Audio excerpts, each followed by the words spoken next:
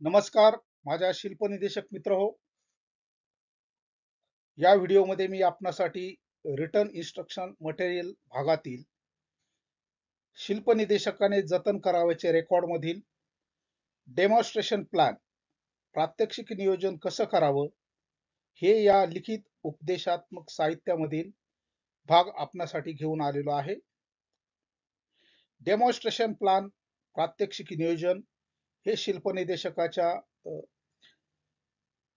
शिल्पनिदेशकासाठी अत्यंत महत्त्वाचं डॉक्युमेंटेशन आहे. डेमॉन्स्ट्रेशन प्लॅन विषयी जी माहिती मी या व्हिडिओमध्ये आपणास देणार आहे, ही माहिती एक मार्गदर्शकाशी आहे. हिच्याशी आपण सहमत असाल किंवा नाही हे मी आपणाला या ठिकाणी सांगू शकत नाही, कारण की शिल्पनिदेशकांनी डेमॉन्स्ट्रेशन प्लॅन तयार करताना त्यांच्या गरजेनुसार ते त्यामध्ये बदल करू शकतात. डेमॉन्स्ट्रेशन प्लॅन हा एक शिल्पनिदेशकाचा अविभाज्य डॉक्युमेंटेशन आहे की ज्याद्वारे शिल्पनिदेशकाला आपलं प्रात्यक्षिकाचं नियोजन करता येतं.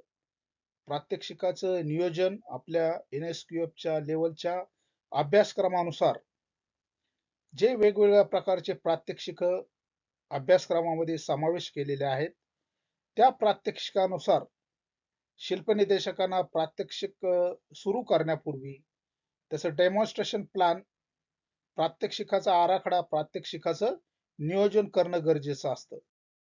ते नियोजन का गरजेचं असतं? यामध्ये डेमॉन्स्ट्रेशन मध्ये प्रशिक्षकाला टप्प्याटप्प्याने व्यवस्थित पद्धतीने विषय समजावून सांगता यावा यासाठी माहिती दिलेली असते. डेमॉन्स्ट्रेशन शीट मध्ये काय काय असतं? प्रॅक्टिकलचे नाव असते किंवा त्याच्यामध्ये कुठली प्रक्रिया दाखवायची आहे याचा हे नमूद करावं लागतं. प्रात्यक्षिकाचा उद्देश, या प्रात्यक्षिकाद्वारे प्रशिक्षणार्थी काय शिकणार आहेत याचं ऑब्जेक्टिव्ह असणं गरजेचं आहे. या प्रात्यक्षिकासाठी लागणारी साहित्य साधने, टूल्स अँड इक्विपमेंट याचाही उल्लेख या डेमॉन्स्ट्रेशन प्लॅन मध्ये करावा लागतो. त्यानंतर स्टेप्स फॉर डेमॉन्स्ट्रेशन, प्रात्यक्षिकाचे जे टप्पे आहेत, प्रात्यक्षिकाच्या ज्या स्टेप्स आहे त्याचाही उल्लेख या डेमॉन्स्ट्रेशन शीट मध्ये येत असतो. नंतर प्रिकॉशन सेफ्टी मेजर, सुरक्षिततेचे नियम, त्यानंतर निकष, इव्हॅल्युएशन क्रायटेरिया, प्रशिक्षणार्थ्यांनी या प्रात्यक्षिकादरम्यान काय शिकलं आहे हे तपासण्याची जी पद्धत आहे, त्याचे निकष आहेत, इव्हॅल्युएशन क्रायटेरिया की जो आपल्याला त्याच्या फॉर्मॅटिव्ह असेसमेंट ॲनेक्सर 2 मध्ये आपल्याला घ्यावा लागतो. नंतर निष्कर्ष, कन्क्लुजन, प्रॅक्टिकल मधून ज्या प्रशिक्षणार्थ्याला त्या प्रात्यक्षिकाद्वारे काय शिकायला मिळालेलं आहे, काय ज्ञान मिळालेलं आहे याचं निष्कर्ष आपण याच्यामध्ये काढता येतो. याच्यामध्ये महत्व आहे आपल्याला प्रशिक्षणार्थ्यांना प्रॅक्टिकल शिकण्यास सोपे होते, सुसंगत आणि संरचित पद्धतीने शिकवता येते, प्रशिक्षणात गुणवत्ता आणि कार्यक्षमतेत सुधारणा होते. मागील स्लाइड मध्ये आपण बघितलं की डेमॉन्स्ट्रेशन प्लॅन मध्ये कोणत्या बाबींचा उल्लेख असणं गरजेचं आहे. या ठिकाणी एक नमुना आपल्याला दिसतो बघा डेमॉन्स्ट्रेशन प्लॅनचा. हा नमुना POTS भारत स्किल पोर्टल वरून घेण्यात आलेला आहे. हा एक असा मार्गदर्शक आहे, याच्यामध्ये आपल्याला बदल करता येतील. मराठी आणि इंग्रजीत असणारा जो डेमॉन्स्ट्रेशन प्लॅनचा नमुना आहे, याची सॉफ्ट फाईली आपल्याला यथावकाश माझ्या YouTube चॅनलवरून सबस्क्राईब केल्यानंतर आपल्याला मिळू शकेल.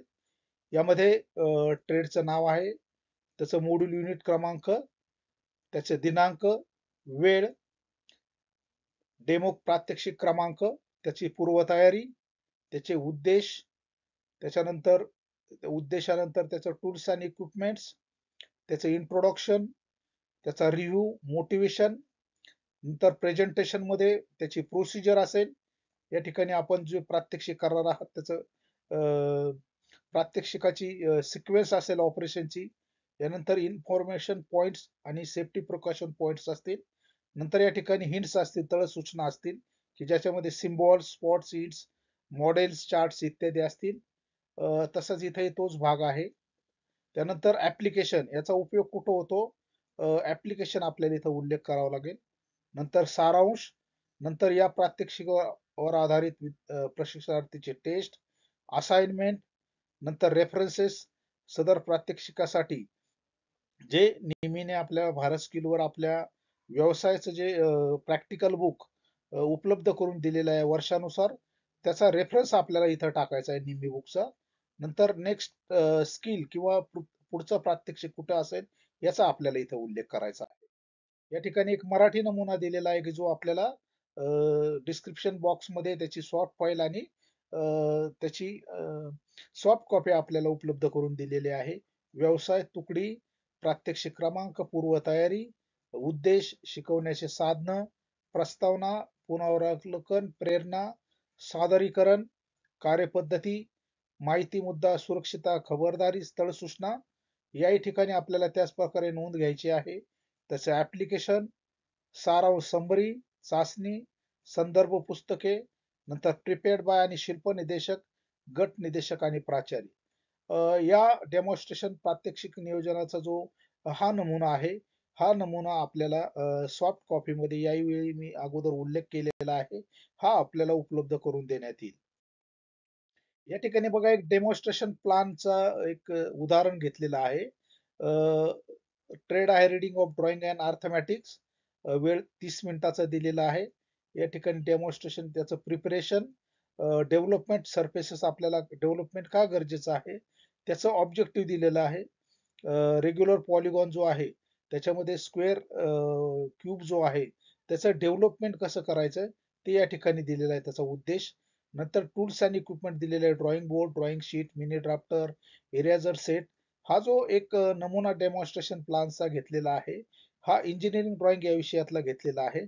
आपल्या जे अभ्यासक्रमानुसार जे प्रात्यक्षिक आहेत त्या प्रात्यक्षिकानुसार आपल्याला आपल्या जे प्रात्यक्षिकाचा सिक्वेन्स दिलेला आहे, जे प्रात्यक्षिक समावेश केलेला आहे त्यानुसार आपल्याला या ठिकाणी त्या प्रात्यक्षिकाचं डेमॉन्स्ट्रेशन प्लॅन तयार करावायचा आहे.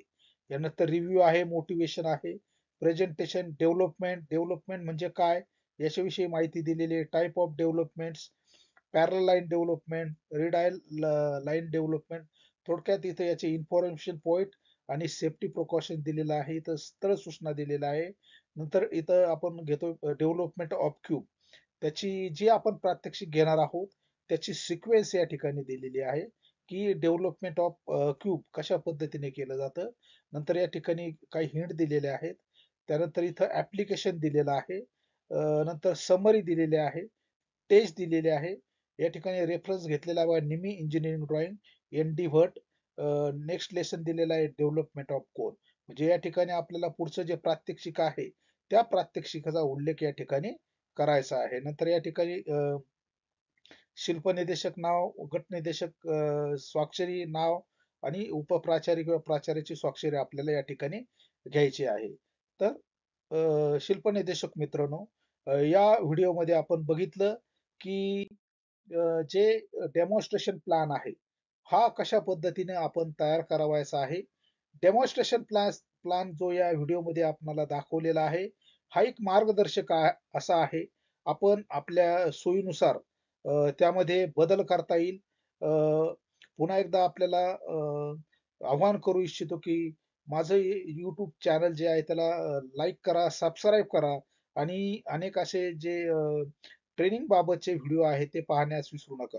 निश्चितच मला वाटतं की या व्हिडिओद्वारे आपल्याला डेमॉन्स्ट्रेशन प्लॅन कसं करावं, डेमॉन्स्ट्रेशन प्लॅन कसा डिझाइन करावा याची निश्चितच एक गाईडलाईन मिळालेली असेल. धन्यवाद.